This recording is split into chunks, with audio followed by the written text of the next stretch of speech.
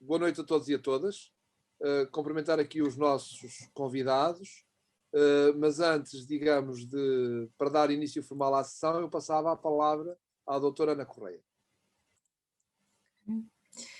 Então, boa noite a todas e a todos. Damos início à mesa redonda Covid-19 Escolas e Saúde Mental.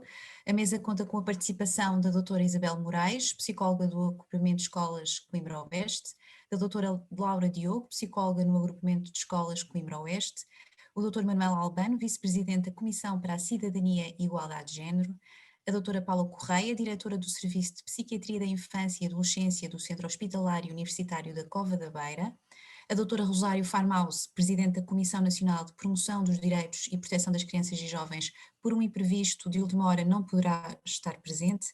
Para um comentário final, a professora doutora Madalena Alarcão, professora associada da Faculdade de Psicologia e de Ciências da Educação da Universidade de Coimbra, investigadora do Centro de Estudos Sociais da mesma universidade e terapeuta familiar, moderação Dr. João Redondo, da coordenação do projeto Noite Saudável das Cidades. Obrigado, Ana. Bom, então, volto a cumprimentar todos os nossos oradores, todos e todas as que participam, agradecer-vos a vossa presença. Este é o objetivo também do projeto Noite Saudável, partilhar experiências e disseminar iniciativas que correm bem e que merecem, digamos, essa disseminação. E, portanto, a vossa presença é fundamental para que isso aconteça. Como é que isto vai funcionar?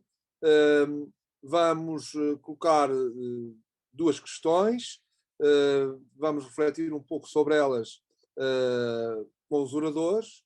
A professora Madalena fará um comentário e depois abrimos a conversa a todos os que estão aqui nesta sessão. Nenhuma sociedade é a mesma depois de passar por uma pandemia. Situações como esta representam sem dúvida um sério desafio ao mundo presumido de todos nós. Obviamente fragilizando o nosso mundo interno e dando origem à imprevisibilidade da vida, às previsões do futuro, ao controle dos acontecimentos e à vulnerabilidade. No contexto da pandemia, portanto, como todos sabem, muitos foram os desafios impostos pela necessidade de cumprir os protocolos de controle da doença. Então agora a questão que vos dirigir é esta, na opinião de cada um de vós e de cada uma, qual o impacto destes desafios na saúde e qualidade de vida das crianças, dos jovens e das respectivas famílias. Começava pela doutora Paula Correia.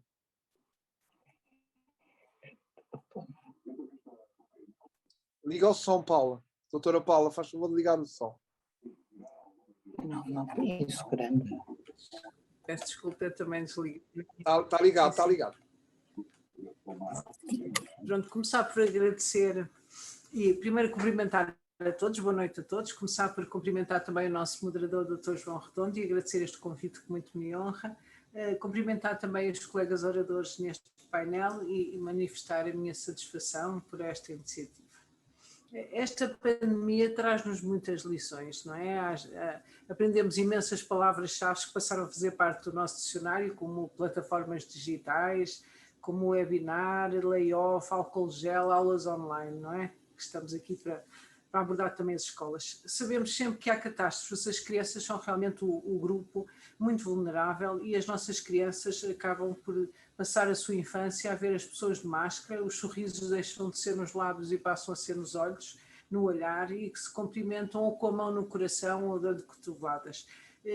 Isto tudo com o quê? Com poucos abraços, muita distância e muito medo de contágio também.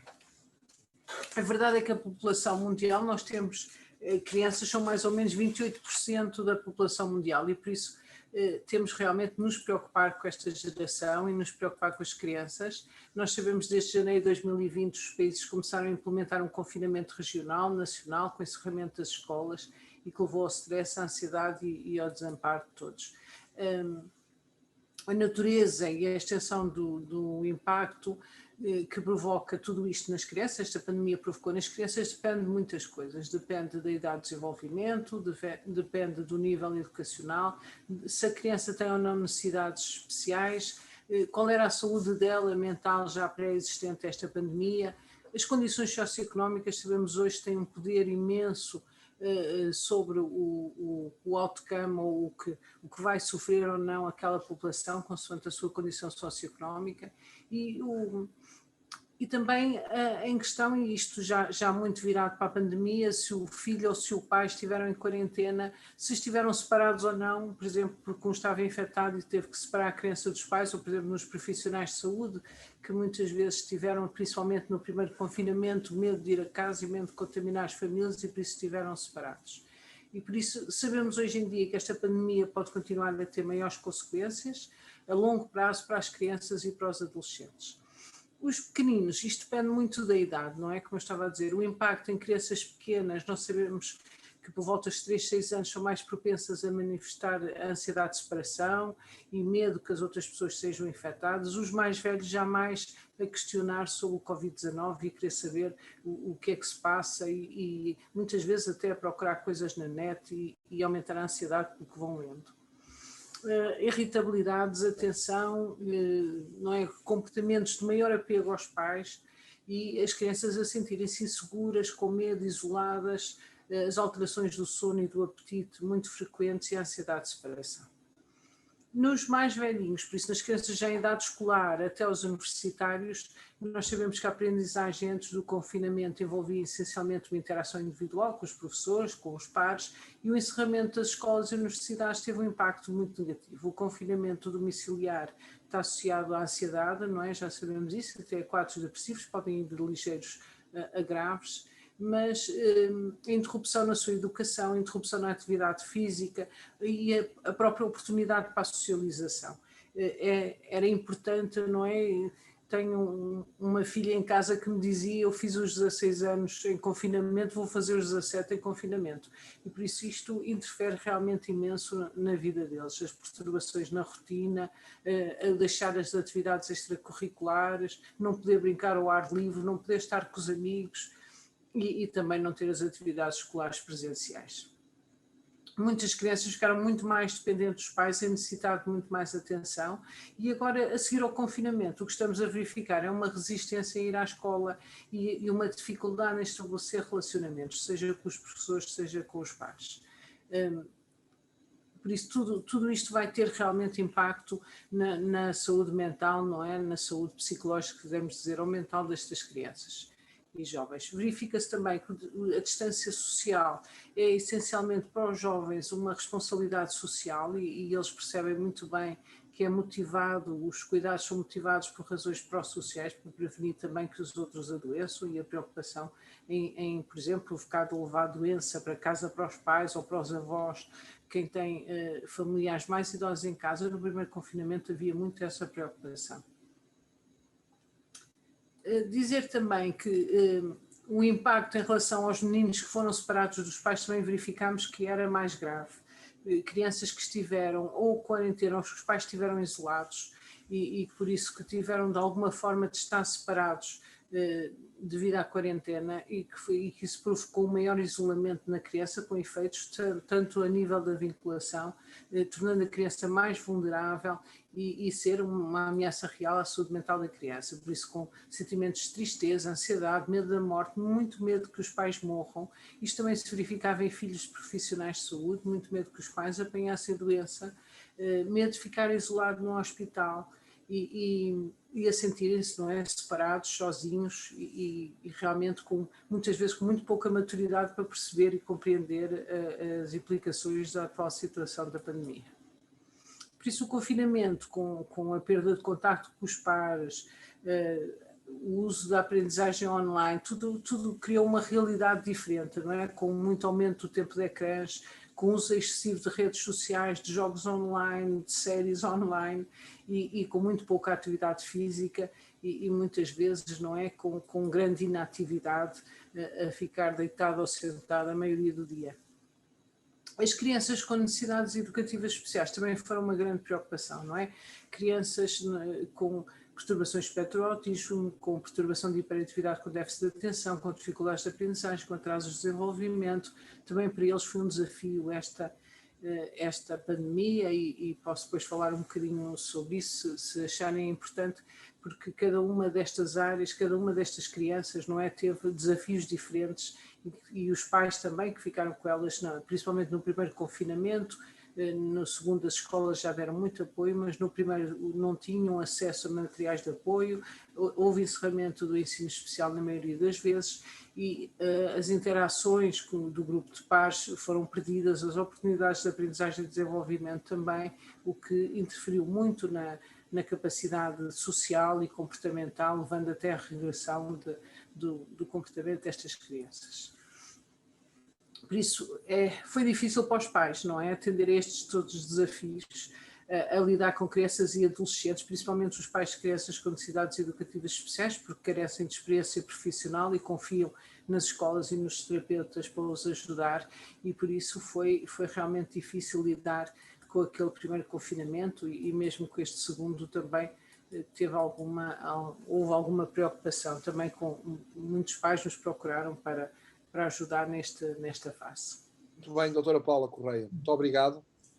Doutora Laura Diogo, obviamente que portanto, há todo este impacto e ainda por cima, quer dizer, há o confinamento e ficarem em casa, isto tem impacto a vários níveis e depois ao tomar a escola, enfim, um comentário. Ligar o som.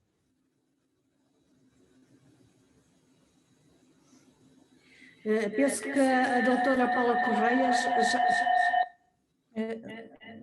peço desculpa, mas isto de facto está nos vários. Está a fazer feedback. Não consigo expor. É o facto de estarem, não é, vários computadores, não é, criar aqui às vezes um feedback, não é, fez já um retrato. A minha experiência, não é, como psicóloga escolar, e eu acho que houve, não é, uma diferença do primeiro para o segundo confinamento. Eu penso que em relação ao primeiro confinamento, portanto, deparamos se calhar com a necessidade de fazer um esforço e um sacrifício, não é? Que era um bocadinho alimentado por uma esperança de resultados positivos e que aquilo se ia resolver e, portanto, era como se estivéssemos numa missão todos juntos, não é? À espera de bons resultados. Portanto, as escolas estavam menos preparadas e organizadas para dar esta resposta, mas tentaram, não é? Num tempo, não é? Num espaço de tempo curto, a organizar-se para começar a dar essas respostas. Contudo, a nível, lá está, das crianças com dificuldades de aprendizagem, penso que o impacto foi maior, não é? Deparamos-nos, na verdade, com menos apoio, menos recursos e portanto, as perdas dessas crianças em termos da aprendizagem foi mais significativo. E a nível, sobretudo, também dos primeiros anos de aprendizagem, não é? Sentimos que para crianças que estavam a iniciar a sua, não é, escolaridade, no primeiro e segundo ano e no fundo a consolidar a leitura e a escrita, percebemos que houve um grande impacto e que quando elas regressaram à escola, na verdade necessitam, não é, de tempo, não é, e de um trabalho reforçado para, se calhar, recuperar essas aquisições.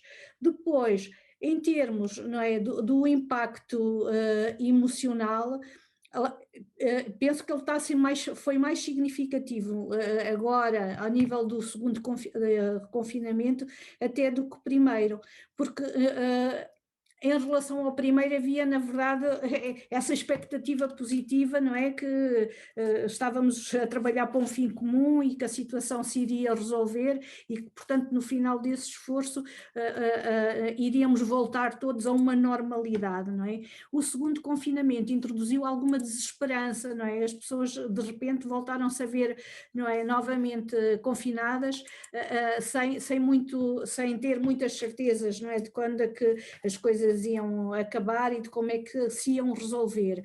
E, portanto, nós a nível das escolas sentimos os alunos mais ansiosos, não é?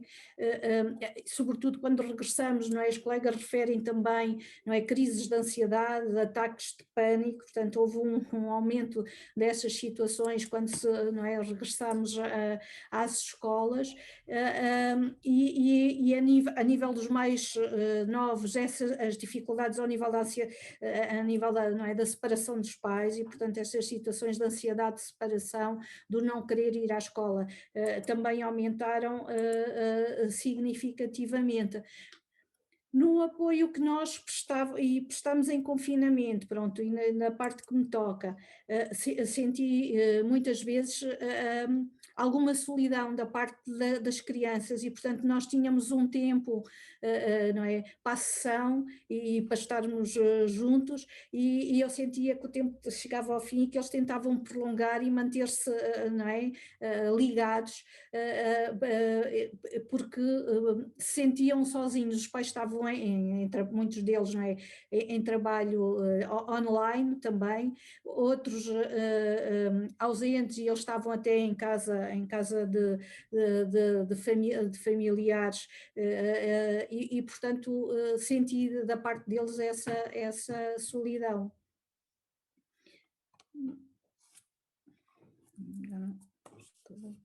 Era o meu som que está a faltar também. Agora, A doutora Isabel Moraes, que lida com meninos e trabalha com meninos mais velhos que a doutora Laura. Pronto. É muito semelhante ao que a Laura por falar. Acho que a doutora Paula Correia fez aqui uma caracterização muito interessante. Não estamos a ouvir. Não estamos a ouvir, doutora Isabel Moraes. Agora já está. É preciso desligarem aí o... Isto é aqui... Só um minuto. Pronto. Acho que agora já dá para ouvirem. Pronto. Acho que a doutora Paula Correia fez aqui um retrato muito bom do que realmente foi esta situação de pandemia e os efeitos que isto teve nas crianças e nos jovens. O que nós notamos na escola, e acho que todos nós de vez em quando conversamos entre nós, não é? E percebemos que realmente houve um grande aumento dos pedidos de atendimento, tivemos um acréscimo muito grande de situações de pedidos de ajuda da parte dos alunos. Eu trabalho essencialmente com alunos do secundário e realmente as situações de ansiedade, as crises de ansiedade acabaram por ser muito recorrentes. Houve aqui um fator interessante, que foi aqueles meninos que tinham problemas de ansiedade social, que durante o confinamento se sentiram, isto parece um contrassenso, mas sentiram-se mais confortáveis, não é? Porque não tinham que se expor e quando regressaram tinham algum receio do regresso à escola, embora uma grande parte dos alunos estavam desejosos realmente de voltarem a estar com os seus colegas e poderem interagir. O regresso à escola não é a mesma que tinham há 2 anos atrás, realmente o estarmos na escola todos de máscara, não poderem conviver, terem que se criar bolhas, chamadas bolhas, em que cada turma tem que ir para determinados sítios, não poderem andar na escola livremente, terem que obedecer aos chamados planos de contingência, em que eles têm que ir por determinados percursos, tudo isto alterou a vida na escola. E realmente tem sido uma prova à nossa capacidade de adaptação a estas novas circunstâncias. Não sei se... Eu acho que a doutora Paula disse muita coisa, a Laura já disse, quer dizer, não sei se... Muito bem, não quero estar a repetir agora, está bem? Não, muito bem. Isto digamos, é o ponto de vista e a experiência de cada um. É isso que aqui é importante. Doutor Manuel Albano, estamos a falar também de famílias onde, por vezes, as violências marcam as relações. Como é que, de alguma forma, em termos da prevalência desta problemática, qual é a visibilidade que isto acabou por ter em termos da disfuncionalidade das famílias e da violência? Olá, boa noite a todas e a todos. Muito obrigado pelo convite para estar a partilhar convosco este serão, esta noite saudável. É isso mesmo que se pretende, seja uma noite saudável também na discussão que aqui possamos ter e uma discussão saudável. Bom, João, respondendo à tua questão, nós, a SIC, procurou, desde o primeiro momento, desenvolver um conjunto de medidas que não sabíamos se eram certas ou se eram erradas, porque estávamos todos a aprender. Ou seja, no primeiro confinamento fomos todos e todas apanhadas de surpresa. O que fazer, como fazer, para quem fazer, tudo girava, e aqui a doutora Paula Correia, da sua intervenção inicial, abordou aqui um leque variado dos impactos que o Covid e a forma como ele alterou aqui substancialmente a vivência e as vivências sociais. E estas vivências sociais também nas famílias, e famílias que poderiam já ter alguma desestruturação, com o Covid essa desestruturação acentuou-se claramente, e isso foi verificável pelos apelos que nos foram dirigidos através das linhas nacionais, um aumento significativo de procura de ajuda em toda a rede e também na rede, nas linhas geridas diretamente pela SIC, quer seja pela linha telefónica nacional, o 800, quer seja pela nova linha de contacto, o SMS, e percebeu-se efetivamente que havia aqui uma estruturação pela vivência e convivência 24 sobre 24 horas num mesmo espaço, por vezes exíguo, por vezes com toda uma tensão inerente à própria pandemia que existia e que provocava depois tensões violentas, reações violentas que afetavam quer adultos, quer crianças, de uma forma bastante grave e dramática. Não foram poucas as vezes que foi necessário recorrer à intervenção policial para fazer corpo a algumas situações mais complexas e que se estavam a verificar. Portanto, esta pandemia veio trazer isto consigo, não é? Eu penso que ainda é cedo para conseguirmos perceber claramente os impactos que isto teve na saúde mental, e este também é um dos temas aqui abordados, a saúde mental, mas denota-se alguma desestruturação familiar, nos contextos familiares que já por serem desestruturados, outras situações também em que aparentemente havia uma estruturação familiar ou a célula familiar aparentemente funcionava, passou a ser disfuncional. Com tudo aquilo que se levou, a tal vivência 24 sobre 24 horas, sem quebra de rotinas, sem paragens, sem todo um conjunto de outras ações que estávamos habituados no nosso dia a dia a levar a cabo e que diminuíam e que podiam ocultar as tensões inerentes. E, portanto, tudo isto são aprendizagens que todos estamos a ter, e penso que analisaremos isto mais profundamente daqui a mais algum tempo, quando efetivamente o desconfinamento for real e total, e em que tudo isto possa vir ao de cima e que possamos começar a perceber exatamente qual foi o real impacto que isto teve em toda a construção social. A doutora Paula, a doutora Laura e a doutora Isabel falavam nisto, ou seja, todas estas mudanças, que impacto é que isto tem, que impacto é que isto terá na construção social que todos vamos fazer, não é? A doutora Paula dizia que a filha passou os 16 e os 17 confinada, não é? Todos passaram, ou seja, há aqui quebras de vivências e de rotinas que são complexas e que podem efetivamente desestruturar. E, portanto, a saúde mental vai ter aqui um papel, diria, fundamental, crucial, neste acompanhamento e nesta tentativa de voltarmos a uma normalidade, seja lá o que a normalidade queira dizer. Não é? Nós dizemos muito isto, mas esta nova normalidade também temos que habituar-nos a conviver com perdas, com perdas repentinas, com lutos por fazer, com tudo isto que afeta de forma trágica isto, mas num contexto de famílias desestruturadas ou famílias que se desestruturaram.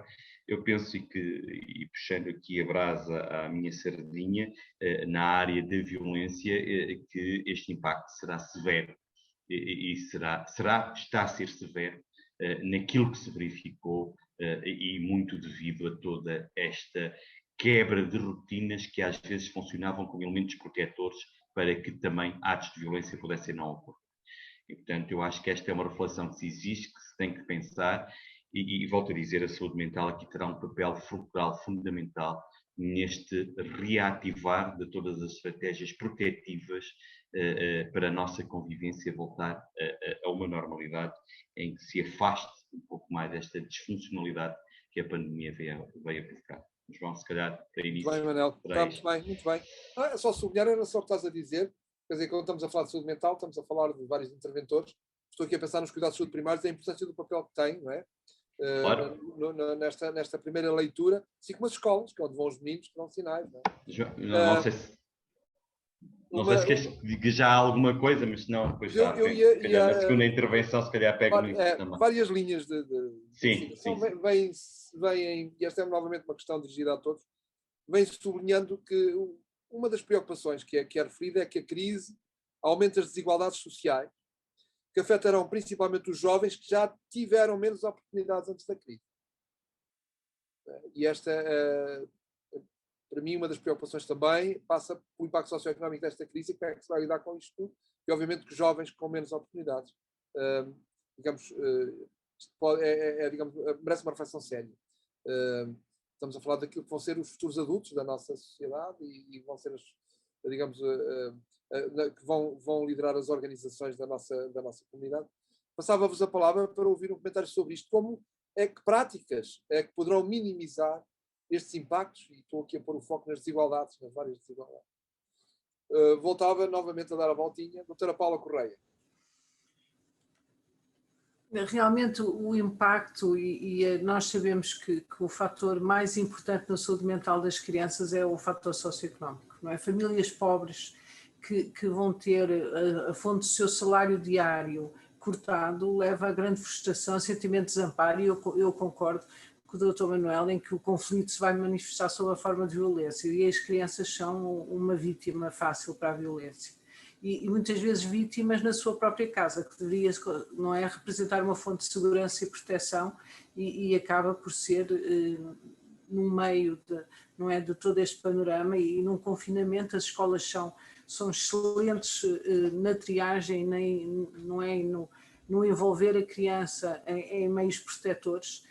E realmente, quando a escola não estava ou a criança não vai à escola, ela fica vítima retida na sua própria casa. E essa é uma das grandes preocupações. E depois tudo o resto em relação às crianças com dificuldades económicas e que pode vir, não é, até a enfrentar privações agudas, seja de nutrição, seja de proteção. Como é que se chama? A Organização Mundial de Saúde das Nações Unidas falava sobre a Índia, por exemplo, a Childline, que anunciou que viu um aumento de 50% das chamadas recebidas na linha de apoio, e desde que o confinamento começou, e por isso é realmente uma grande preocupação a segurança das nossas crianças. E uma das recomendações que eu achava que seria importante seria melhorar o acesso aos serviços de saúde mental para crianças e adolescentes, não só durante a crise, mas também após a atual crise, porque nós estamos convencidos que vamos ter uma repercussão a longo prazo.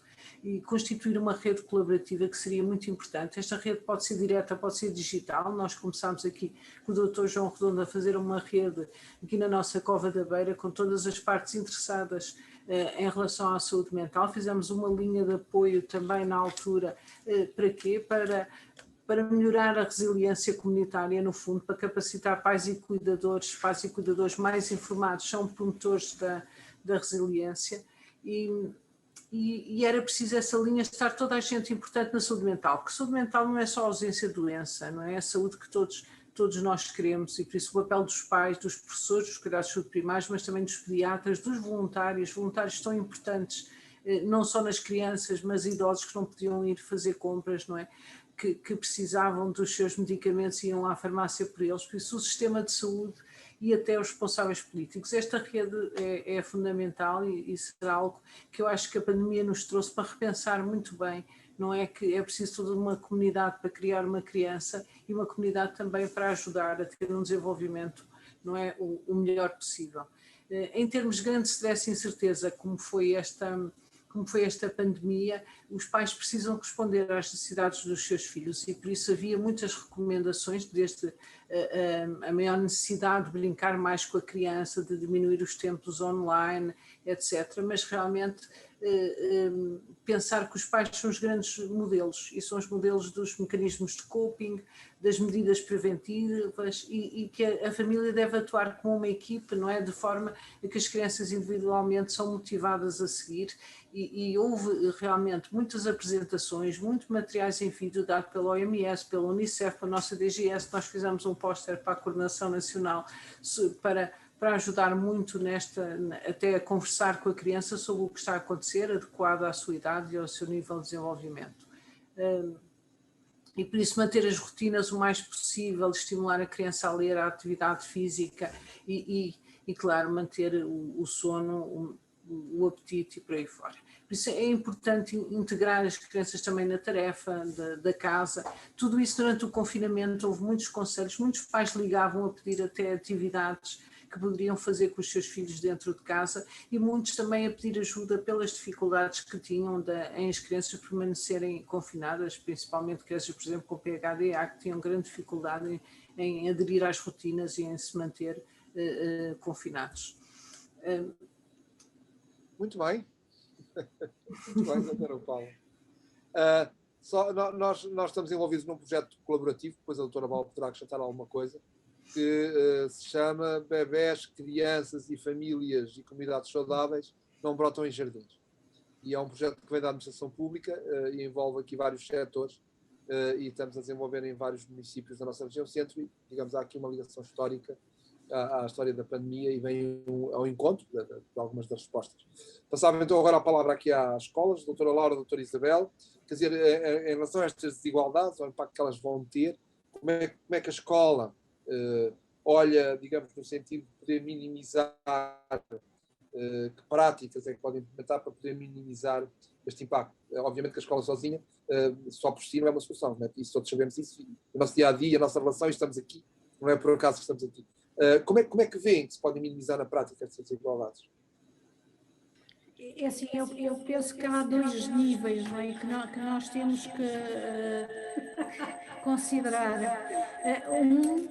Tem a ver com as questões da aprendizagem e nós não é, temos sido confrontados, estamos a chegar ao final do ano letivo e, portanto, percebemos que houve um impacto e que, na verdade, nas famílias, não é, socialmente e economicamente mais desfavorecidas, não é, o impacto nos filhos dessas famílias é maior e, portanto, por exemplo, a nível do segundo ano nós apercebemos que há maior número de crianças que estão a chegar ao final do ano letivo sem saber ler nem escrever, o que normalmente pronto, não acontecia, não é? O resultado do primeiro e do segundo confinamento.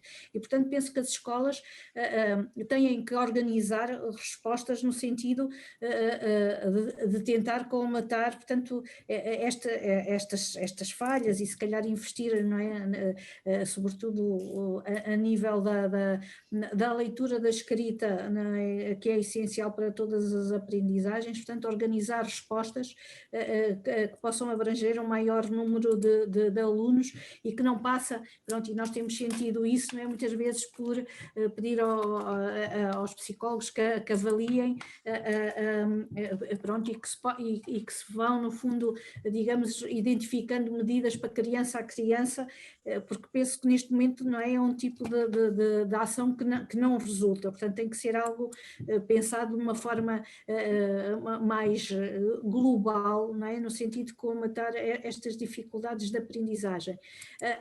A nível, portanto, do apoio às famílias, nós, por exemplo, a nível do agrupamento, tentamos, fornecendo alguma informação em relação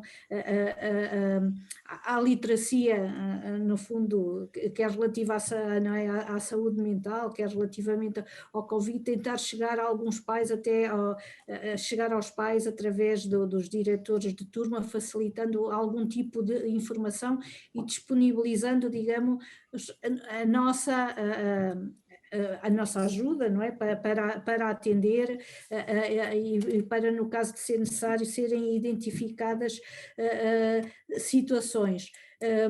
Mas o que acontece é que, atendendo, na verdade, ao volume das situações, eu penso que a escola tem que organizar-se de uma forma diferente e, se calhar, não é, tentar criar um plano de ação que trabalhe o grupo, que seja integrado, não é, no currículo e que possa, se calhar, suprir aqui algumas necessidades em termos do desenvolvimento socioemocional e da própria organização da escola, que fomente, não é, o bem-estar, não é, das crianças e que lhes proporcione um espaço de segurança. E, portanto, acho que a escola, não é, as escolas têm que, atendendo ao seu contexto, se calhar fazer uma reflexão nesse sentido, não é?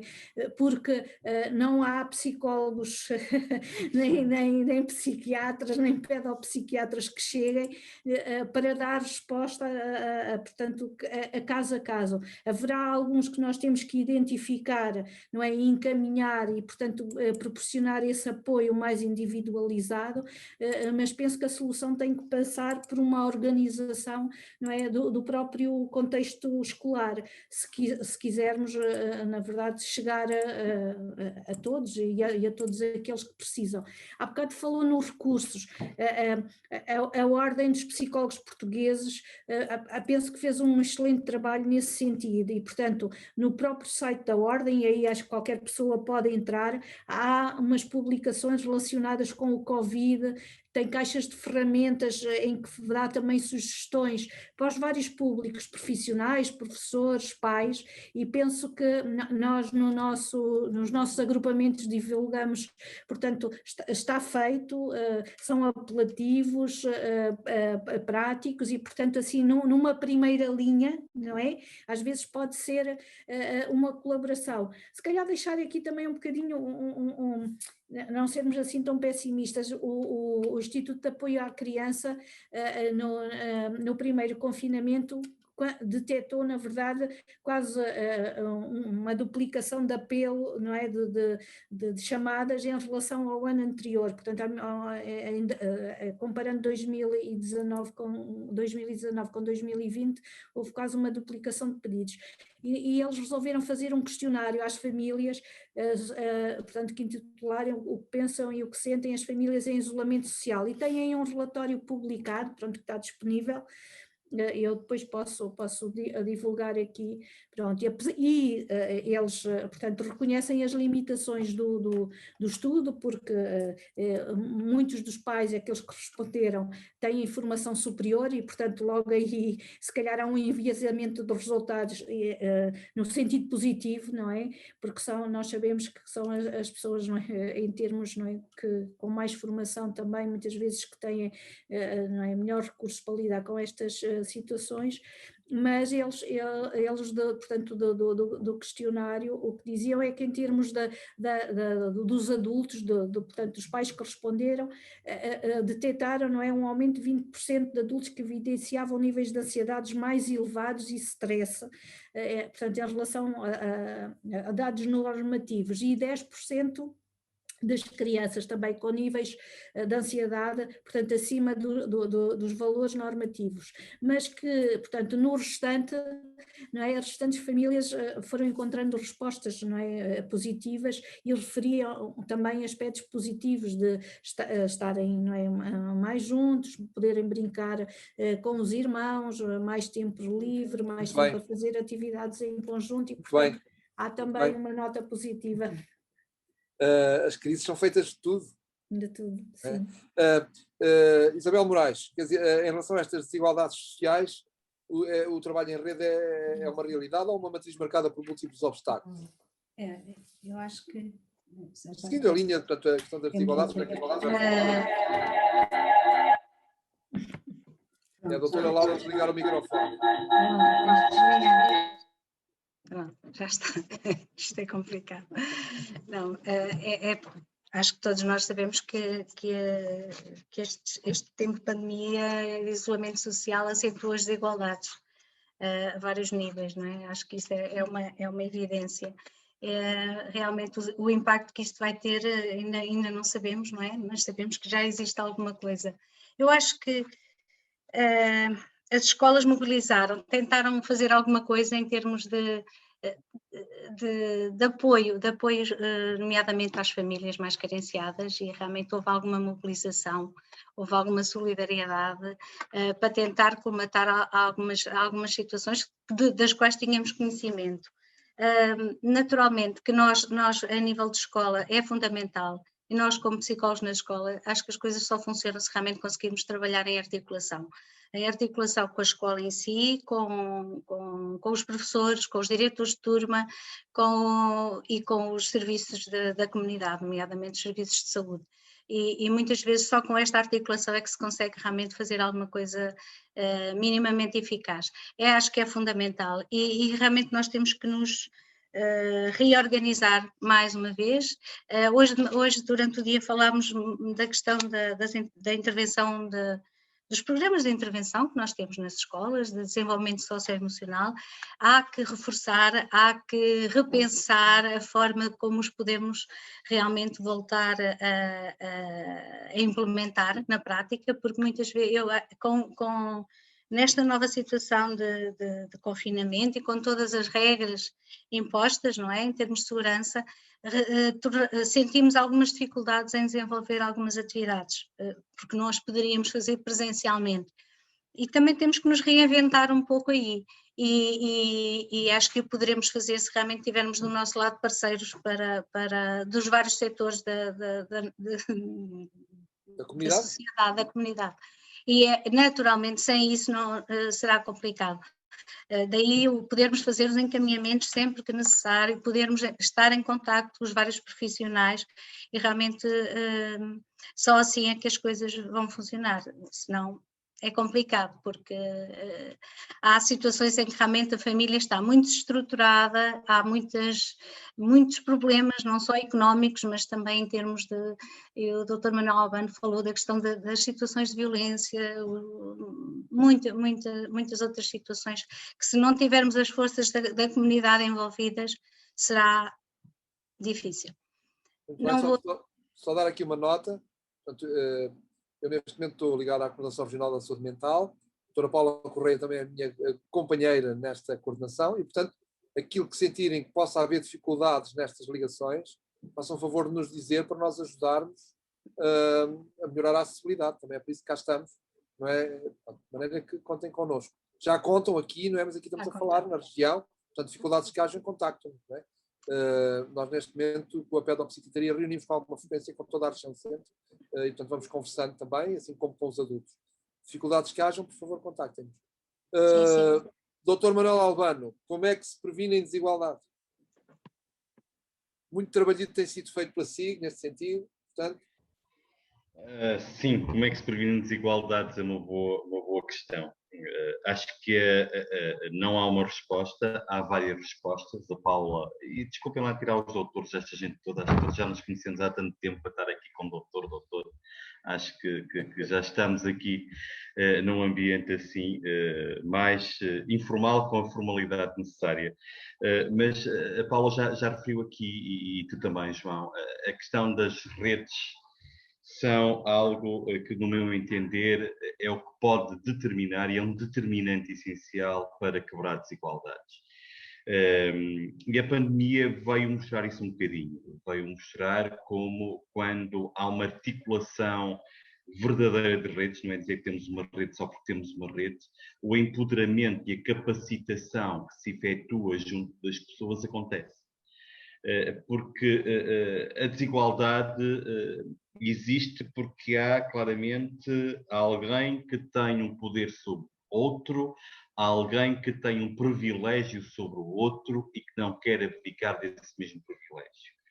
E quando as redes atuam em função de quem está numa situação sem esse privilégio, podem empoderar essa pessoa para ela ter um bocadinho mais desse privilégio e poder aceder a um conjunto de bens e serviços que até aí era impensável aceder. Durante a pandemia e a primeira vaga, fizemos um esforço tremendo, por exemplo, para corrigir algumas destas desigualdades.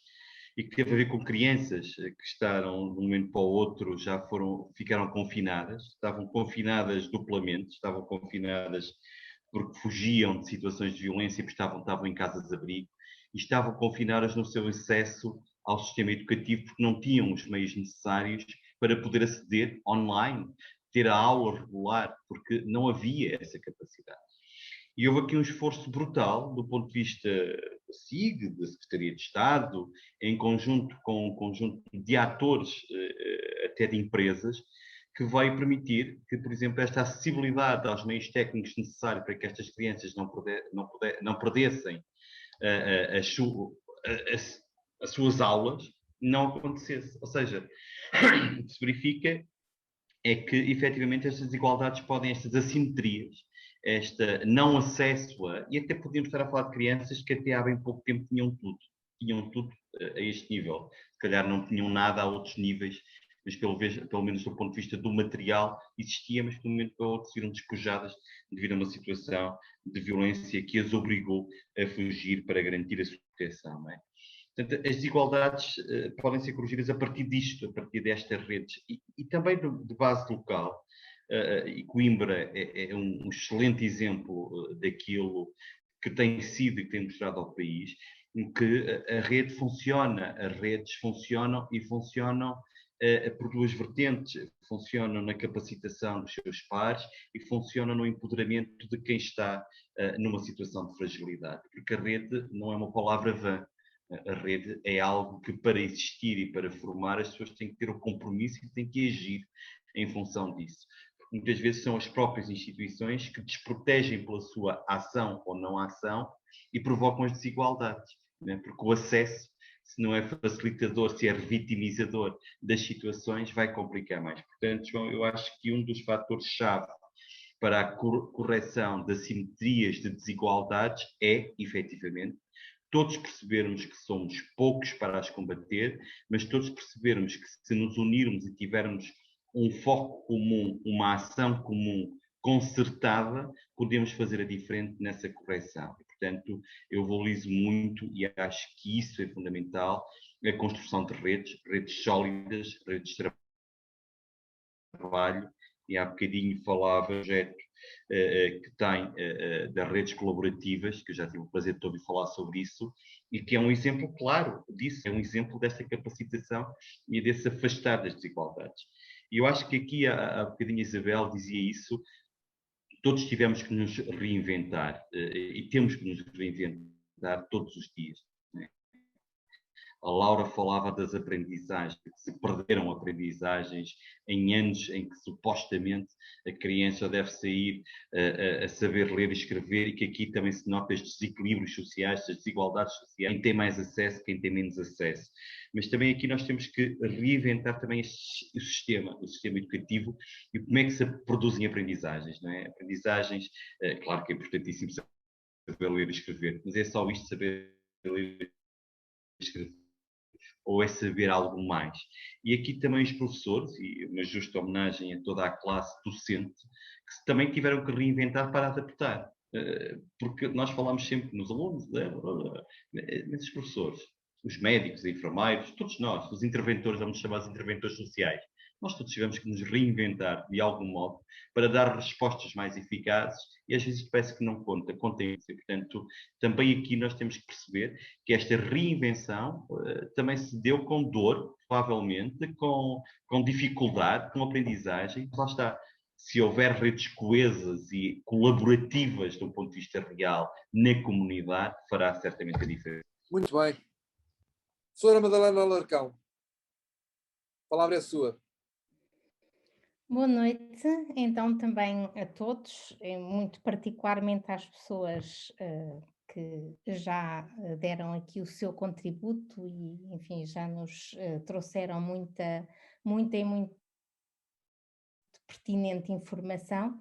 Também uma saudação a todas as colegas que já não vi há muito tempo e, portanto, a Covid também nos trouxe isso, de vez em quando podermos estar juntos ainda que de outra forma.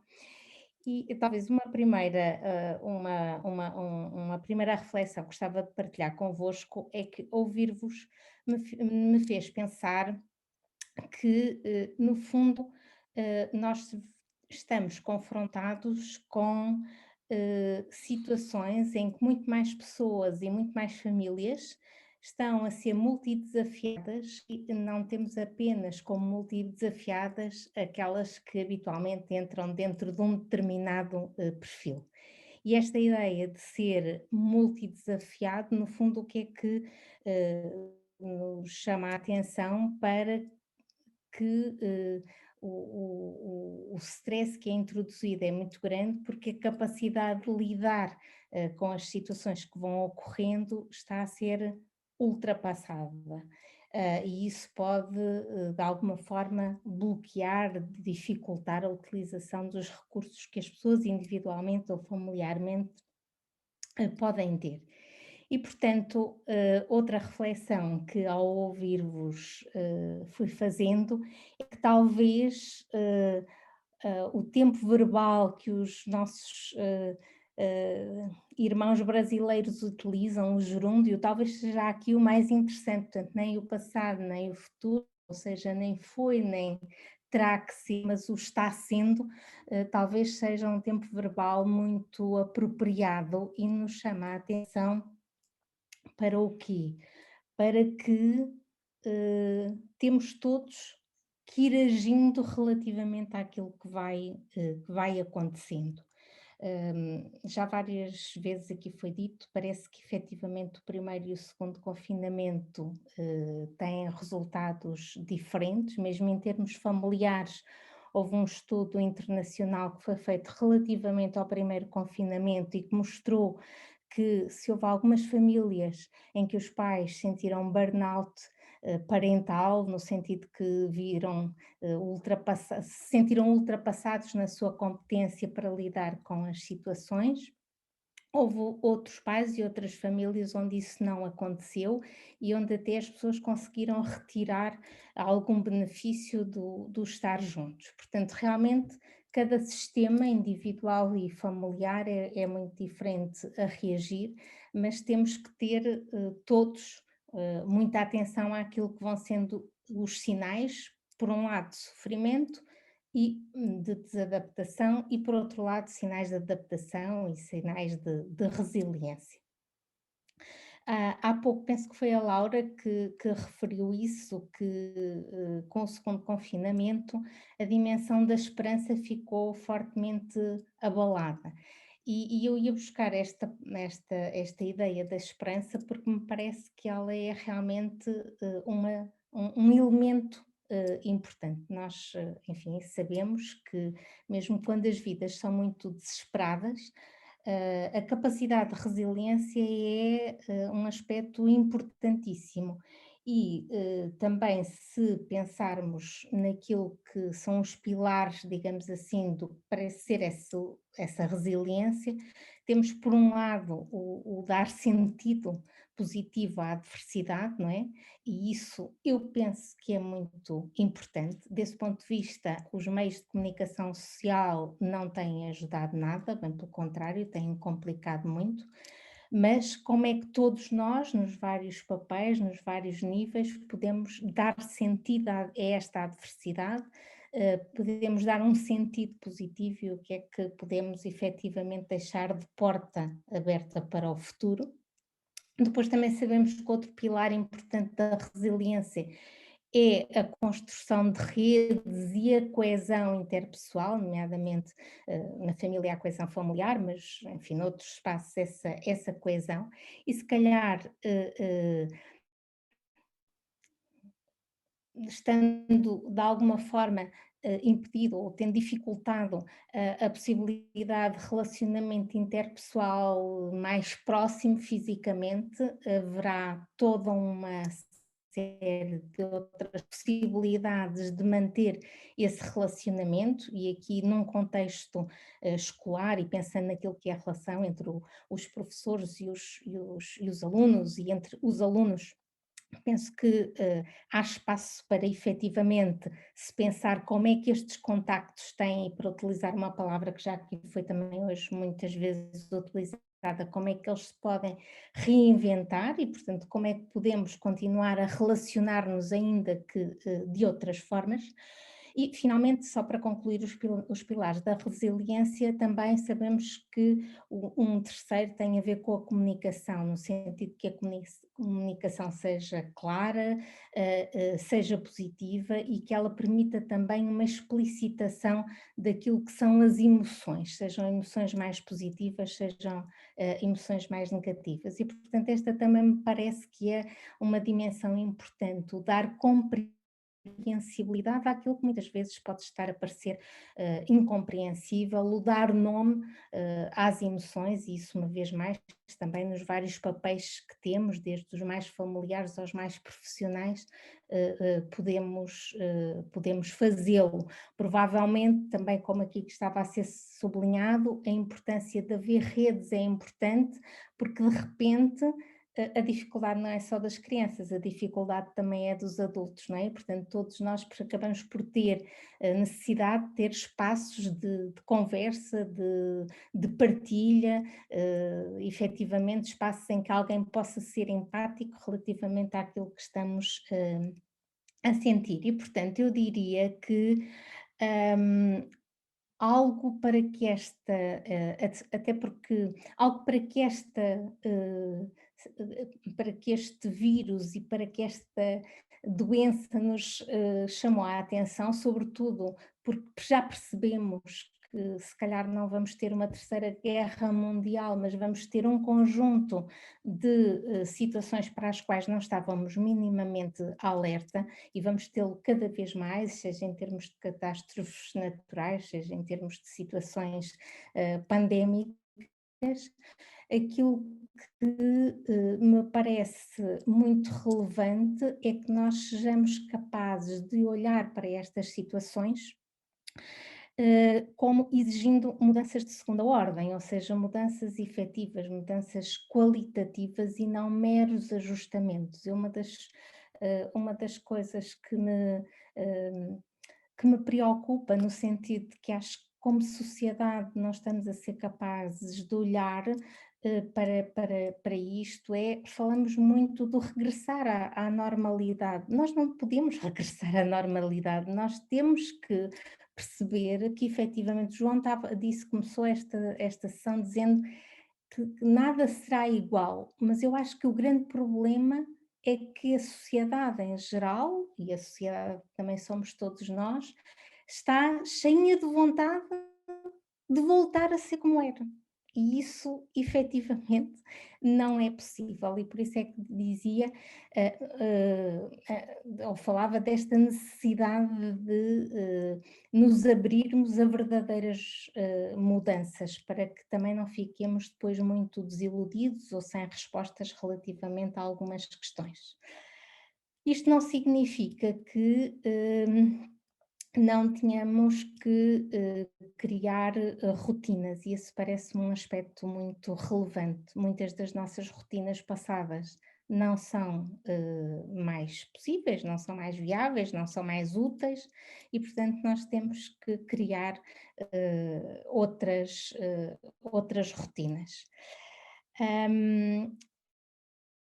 E, portanto, finalmente, talvez dar aqui uma última nota de que... não, ainda queria, desculpem, só pegando numa questão que a Laura também focou, que me pareceu extremamente pertinente, é que no espaço escolar, efetivamente, não se podem dar respostas só individuais. Haverá situações em que é necessária uma resposta individual, mas é importante olhar para o sistema na sua globalidade e dar respostas que cheguem a muito mais pessoas. E a educação, eu acho que aqui a Covid também nos chamou a atenção para que a educação, nomeadamente a educação formal, tem que se transformar. Nós temos que ter provavelmente um espaço também ele próprio muito mais de cooperação entre alunos e professores, ou entre alunos, enfim, entre toda a comunidade educativa, sem dúvida, mas mesmo no espaço de sala de aula, entre alunos e professores. Temos que estar, obviamente, preocupados com aprendizagens. Há aprendizagens que são básicas e temos que estar preocupados com o facto de não se acumularem insucessos, não se acumularem, como é que se diz, falta de conhecimentos básicos, mas provavelmente também temos que, e os professores aqui penso que, quer dizer, eu também sou professora, portanto nesse sentido estava a utilizar o nós, eu acho que nós temos que perceber que para além dos conteúdos curriculares, há muitos outros conteúdos que são importantes, não é? E mesmo, por exemplo, no ensino superior, onde apesar de tudo os alunos têm outra autonomia, têm outras possibilidades, aquilo que a quantidade também de perdas, como aqui já foi dito, que as pessoas sentem, perdas de várias ordem, o não saber exatamente como lidar com isso. Portanto, nós hoje em dia, professores, se calhar também temos que estar muito mais atentos a isso e dar espaços para que tudo isto se possa conversar, ou seja, a saúde mental e as instituições de saúde mental têm que efetivamente ter respostas, mas nós em cada um dos nossos espaços, seja familiar, seja escolar, seja de trabalho, também temos que criar condições para tornar esta realidade compreensível, para no fundo nos voltarmos a apropriar de um sentimento de autoeficácia e de poder relativamente às nossas vidas, porque senão também não haverá gente suficiente na saúde mental e não queremos regressar ao século passado em que digamos assim, o acompanhamento se fazia em ambiente hospitalar e não na comunidade. Portanto, o desafio efetivamente tem estado a ser muito grande e vai continuar a ser muito grande, mas penso que aquilo que temos que, em cada um dos nossos contextos, é pensar como é que, por um lado, podemos organizar a nossa vida e, por outro lado, podemos continuar a dar-lhe sentido, dar-lhe um sentido positivo e, consequentemente, ter esperança. Obrigado, Madalena. Há neste momento espaço para uma questão, portanto, nós temos procurado cumprir com o tempo. A síntese é uma coisa própria dos mestres e vocês são mestres. Portanto, vamos dirigir aqui a palavra a todos os 99 mestres presentes, excluindo aqui, portanto, excluindo os oradores, o número fica mais reduzido, para uma questão. Pronto, quem tem uma questão que queira colocar para, digamos, encerrarmos a nossa sessão 2.